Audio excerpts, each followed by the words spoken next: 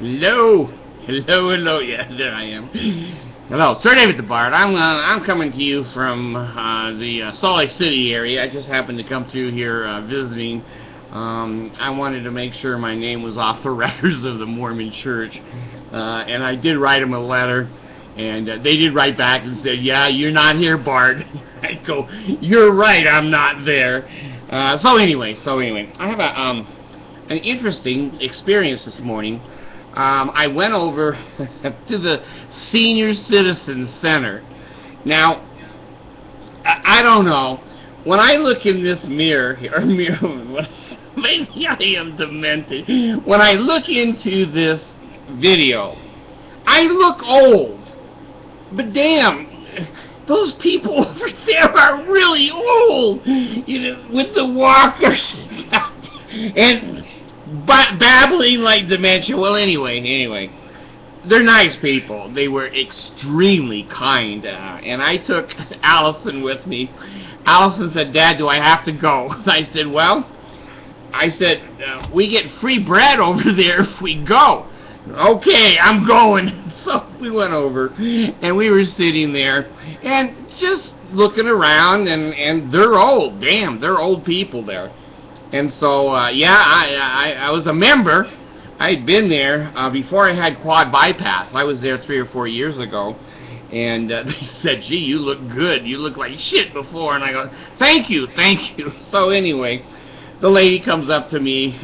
We're sitting there, Allison and I, and wanted to know about Allison, and was very kind, very sweet. She said, "Are you going to have lunch with us?" And I said, "Well, we'd like to, but we don't have any money." The lady goes, "Oh, we'll let you in for free." I go, "Hey, free is a good thing." I heard that word, free. So she went, and she got us $4.50. I don't know if the rest of them donated it. I don't know. But they were so kind and so friendly. And Allison said, "Dad, this is really a nice place." And they were dancing. 4 or 5 ladies were dancing by themselves. They looked like they had no idea where they were. But anyway, be that as it may, they were friendly, they were nice, and we had a fun time over there. Well, we're sitting at this table, this big round table, and one guy comes in, and he sits beside me, and hell, he looks like he just got out of a grave. But anyway, I'm not going to be discriminatory, and I want to prove, as an atheist, that I can be as kind as any damn Mormon. There's nothing wrong with the guy. I didn't know he could talk, so I said to him, "Good morning," in a very, very kind, nice voice. He said, "Good morning. Can you talk?" "I can do that." I was trying to do that. "Are you as bad as you look?" I didn't say that. But anyway, I chatted with him a little bit. And he was very kind. He said, "What is your daughter's name?" And I told him it's Allison. He says, "She's very beautiful." We had several people come up and say how beautiful Allison was. But goddamn, when you look like a zombie, anything looks good. So Allison didn't know if she should believe them or not. Anyway, this one guy sits down, and he seemed normal, just an old man, and nice, and he engaged us, and "Hi, how are you?" And "Gee, we're happy that you're here." And the next thing comes out of his mouth, he should have shut up. The Bard, you don't say to the Bard, "Oh, are you a member of the church?" God, he's learned you don't do that. Now, he's 85. God, he looked good for 85.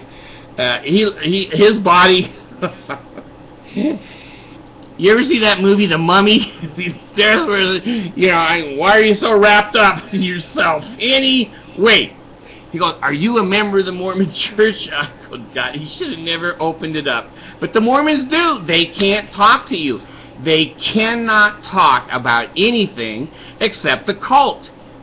They're not out of the bubble. They don't know anything about the real world. So I said to him in a loud voice, and you know me, he opened the curtain, I come out on the damn stage and I go, hell no! And I'm so glad, I can't believe it. And he goes, you know, that's the first part of the way Mormons talk to you. So I wasn't going to be rude, so I said, hell no, and I'm really glad. Allison's sitting right there beside me, and the kid, she's a beautiful child. And he goes, oh, well, I'm a Mormon. Now, he was expecting me to come back and say, you poor bastard. He was expecting me to be defensive. I wasn't. I just looked at him and said, so? He didn't know what to say. He says, well, I'm so happy that I'm a Mormon. Okay. He wanted to fight with someone because that's what Mormons do. If you're not with them, you hate them. I don't hate them. I've got, 1,400 videos. It shows I don't hate them. But anyway, he says to me, well, are you, you believe in the devil, don't you? I was going to say, yeah, I'm looking at him right now, but I didn't. I can be polite for about 15 minutes. After that, get the hell out of the room. And I go, no, I really don't. He says, well, don't you believe in God? And I said, no, of course not. And I said, I'm an atheist. Oh my God, you think his head had fell off of his body, and the body was just sitting there, and his head rolled on the floor. And of course, my daughter's sitting right there. She knows that I'm an atheist.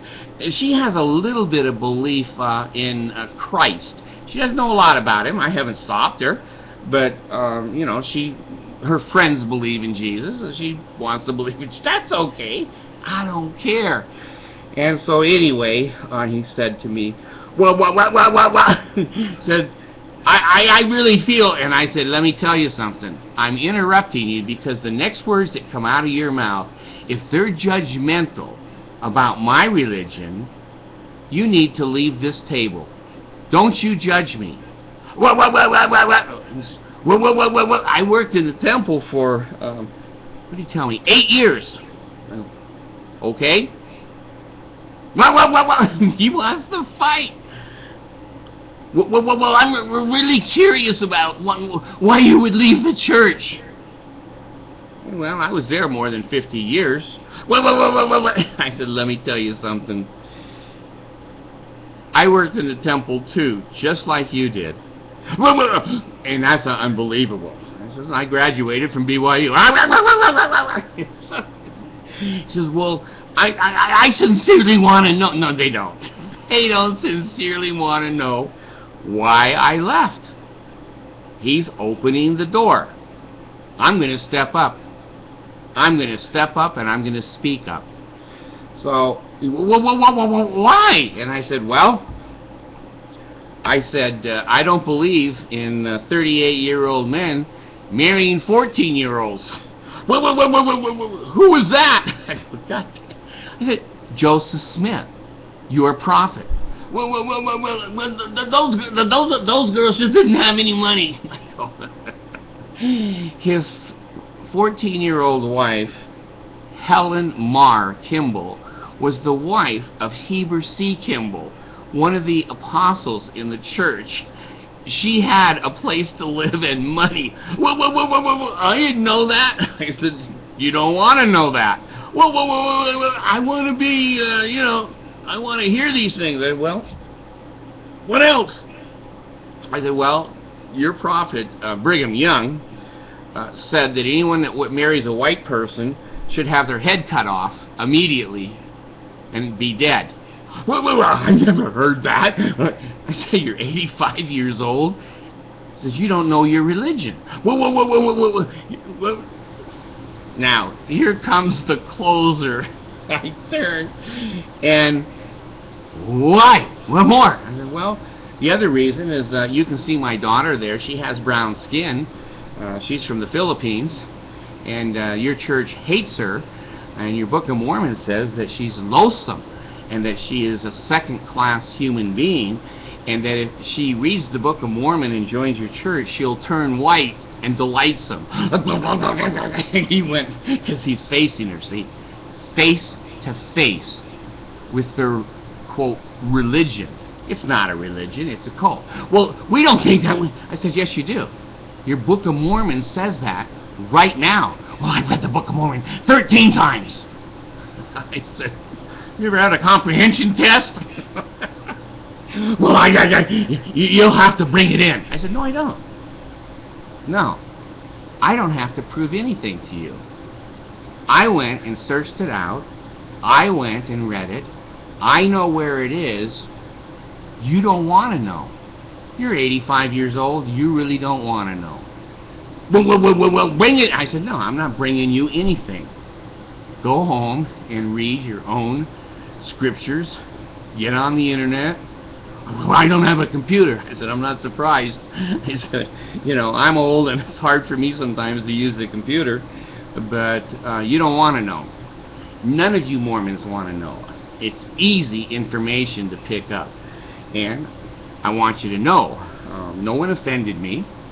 No one excommunicated me. I had a temple recommend when I resigned from your church. That's not true. That's not. No one can just not believe. I said, yes, they can.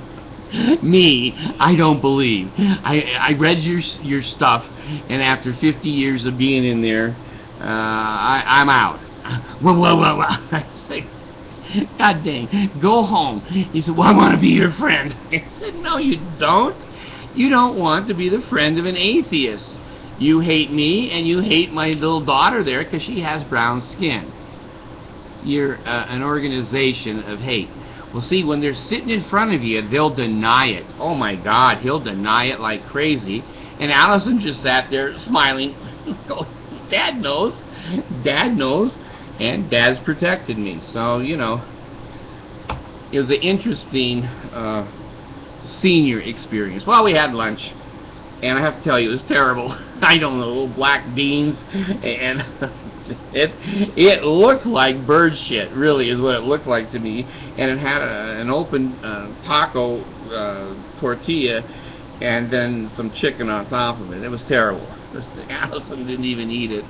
So anyway, I just wanted to tell you my experience. Well, we had a guest speaker at the, I should say, the home. There's no residential living there. The young children just drop their old parents off there. Have a good time at the senior center. Make sure you wipe good when you go to the bathroom. We're tired of you today. So anyway, they had a guest speaker. Well, lo and behold, it was my doctor. My new doctor. And no, it wasn't Mr. Spock or Dr. Spock. He's a nice, handsome, young Mormon doctor. He's worked for 10 years as a family physician, and now he's running for a, be surprised, Republican office in the state of Utah. Well, he gets up to talk, and I just fold my arms, and he goes, holy shit, the Bard is here. The Bard is in the senior center. What is he doing here? So he gives his little speech, and all the little old ladies were clapping, and we loved the candidate. He said, well, do you have any questions? And what I mean hard questions. Don't invite the Bard to ask a question. Don't do it.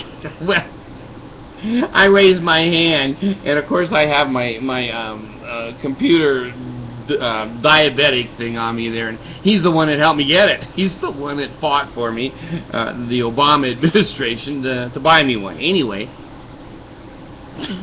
he says yes. He didn't dare say David. He knows who the hell I am.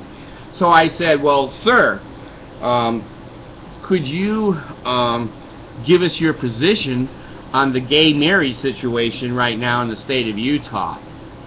The Mormon crowd hissed and booed, and the old ladies, most of them over 85, we don't talk about that. It's an inappropriate question. They went on and on for a few seconds, and my voice can be projected. I said, I can't believe that I come over here and you people will interrupt me, you'll laugh at me, and he asked for questions, and I asked what I thought was a legitimate question. I have never been in such a rude group of people. It went quiet. It went quiet. And he said, well, Sir David the Bard, he didn't say that. He says, well, I think we ought to just see where this goes in the court. So he kind of dodged that.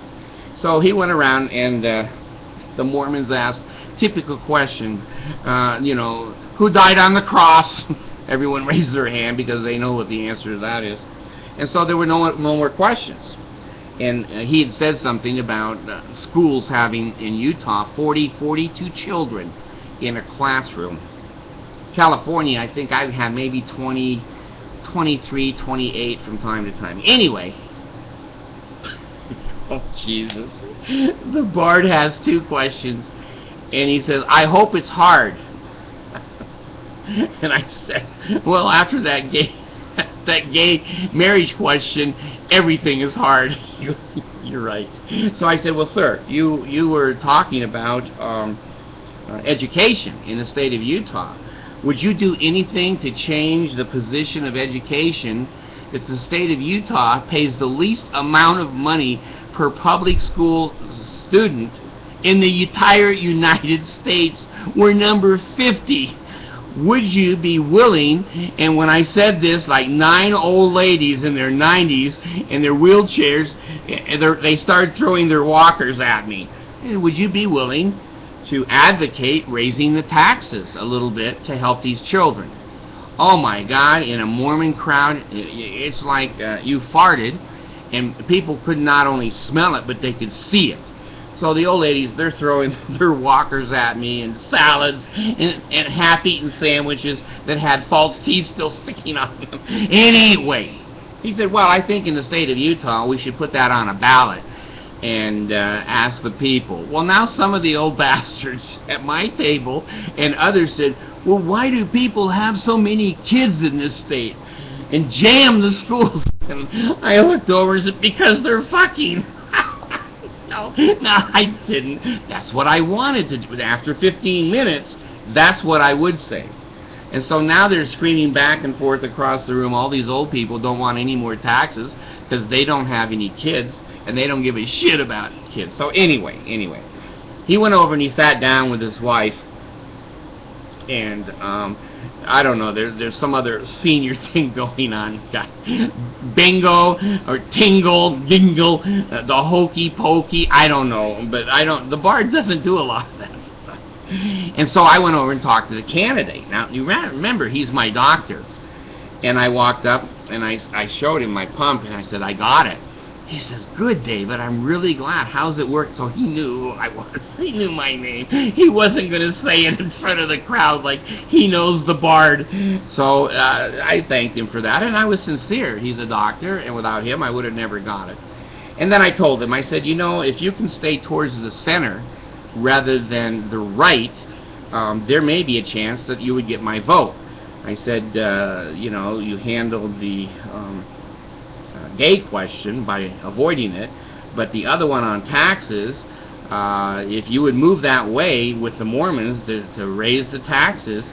And he said he thought that $1 per year on the Mormons' tax returns would do for the schools miracles. Can you believe those old people sitting there? They don't want to pay $1. Well, anyway, I just wanted to let you know.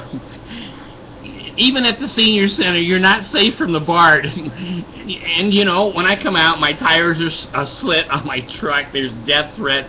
Someone kicked in the headlights. Thank goodness it was daytime. I didn't need to have headlights. But it's a bitch when you don't have a steering wheel. I don't know what they do with a steering wheel, but I know what I do. I can't turn that little nut up there. I gotta have that big steering wheel. So anyway, I don't want to say that they hated me, but they did. So anyway, we had a fun time. Allison had to go to work. She's working with Miley today, and I'm sure she's going to show up here in a few minutes, and Miley's going to be here, and I'll get to play with her. So anyway, Watch out for your senior centers, and watch out. The Bard could appear anywhere. I had like 9 ladies trying to follow me home, and they couldn't push their walkers fast enough to keep up with me. I could drive fast, but I just went around in circles with no steering wheel. I hope to have health in the navel, marrow in the bone, strength in the loins, and sinews, power in the priesthood, be upon me and upon my posterity through all generations of time and throughout all eternity. If you see an old man going around and around in a parking lot and has no steering wheel on his car, you'll know the Bard is there. Bard gone.